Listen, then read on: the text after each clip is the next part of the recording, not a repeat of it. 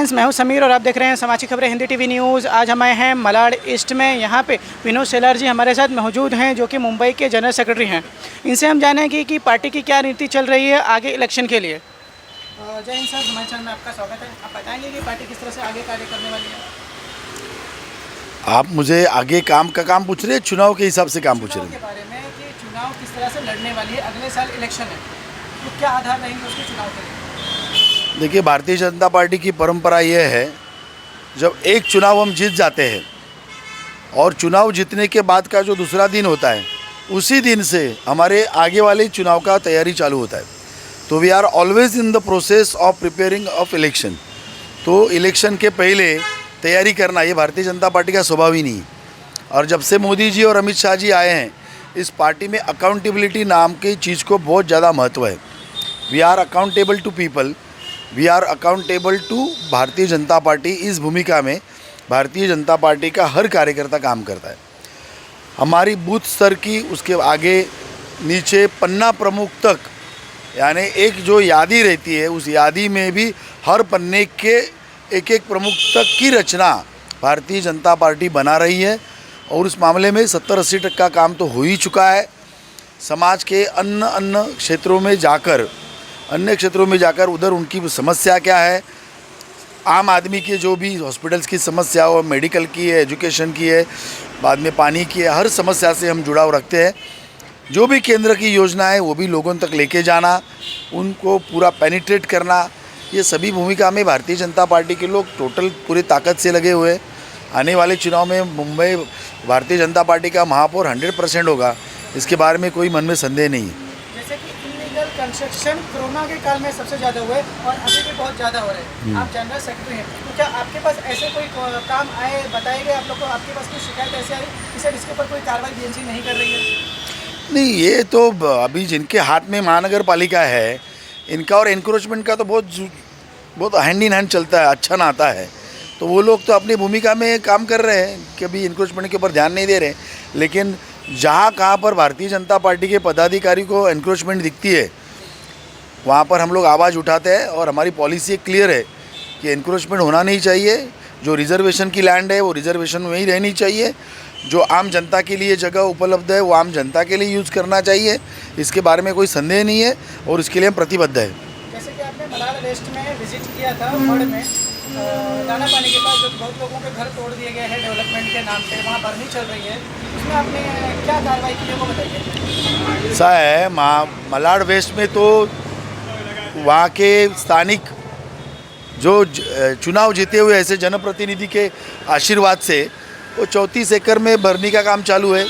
इस विषय को तो मैंने ही वीडियो डालकर पूरा उजागर कर दिया। महापालिका के पास ये विषय को उठाया है।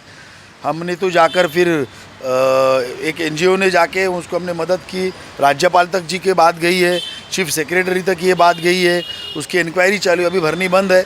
अब आप जाके देखिए, लास्ट कितने दिनों से भरनी पूरी बंद हो चुकी है, क्योंकि उन्होंने कानून का उल्लंघन किया है, इसीलिए हमने उसको विरोध किया है। लेकिन सर, मालूम उससे जस्ट थोड़ा सा पहले मालनी चर्च लेफ्ट साइड में काफ़ी भरनी अभी भी हो रही है प्रेजेंट में। हमारे पास इसके वीडियोज़ अवेलेबल है। नहीं, आपके पास वीडियोज़ है तो आप दे दीजिए, महानगर पालिका को हम भी देंगे, आप भी देंगे। जो हमारे पास जितना आया उधर की तो हमने भरनी बंद करवाई। लेकिन क्या है, वहाँ का जो जनप्रतिनिधि है वो ये सब बातों में उसका ध्यान कम रहता है, उसकी प्रायोरिटी ज़िंदगी की अलग है। इसके लिए उस एरिया में ज़्यादा है। आप देखिए, मलाड में नहीं है, ईस्ट में। यहाँ अतुल जी यहाँ के एमएलए हैं, यहाँ आप कभी देखो। उधर सुनील राणे जी है बोरीवली में, यहाँ नहीं है एनक्रोचमेंट या भरनी। तो इसका आप मतलब समझ सकते हो, जहाँ भारतीय जनता पार्टी का जनप्रतिनिधि है वहाँ आपको सिस्टम इन प्लेस दिखेगी। जहाँ भारतीय जनता पार्टी का प्रतिनिधि नहीं है, उनके जीवन की प्रायोरिटी कुछ अलग है और उस एरिया की तो वही विशेषता है। लेकिन सर, अपोजिशन का काम ही यही होता है कि जो सत्ता में गलत हो रहा है उसके खिलाफ आवाज़ उठा। तो हम तो कहे, हम तो बोले राज्यपाल तक गए भैया, राज्यपाल तक गए। क्योंकि हमने तो बीएमसी में कहा, हमने और भी ऊपर जाके गुहार लगाई, लेकिन कुछ हुआ नहीं है। पुलिस स्टेशन में भी रिटर्न कंप्लेंट की, बीएमसी ने भी की, फिर बाद में नहीं हुआ तो राज्यपाल तक गए। इसके लिए वो रुका है। हमारे सांसद गोपाल शेट्टी जी ने लिखित में लेटर दिया है भरनी को स्टॉप करने के लिए, वो भी दिया है, ऑफिशियली दिया है।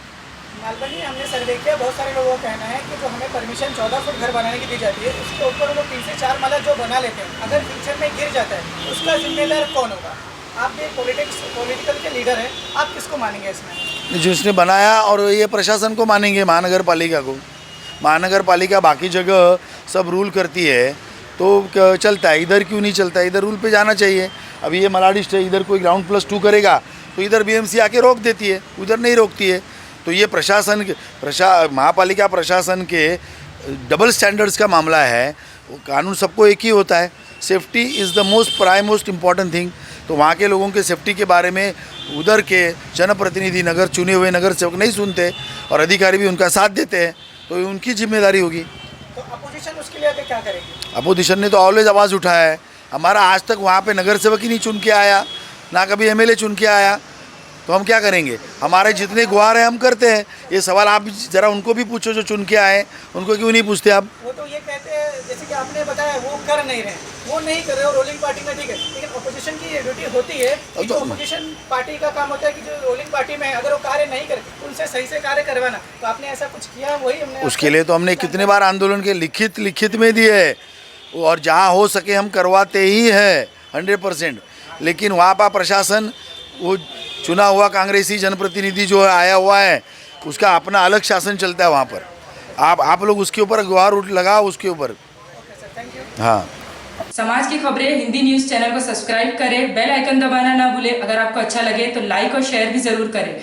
अगर आपको हमारे साथ जुड़ना चाहते हैं, अगर किसी भी तरीके का न्यूज़ या एडवर्टाइजमेंट देना चाहते हैं, तो आप हमें इस नंबर पर कॉल करें 7666471110। धन्यवाद।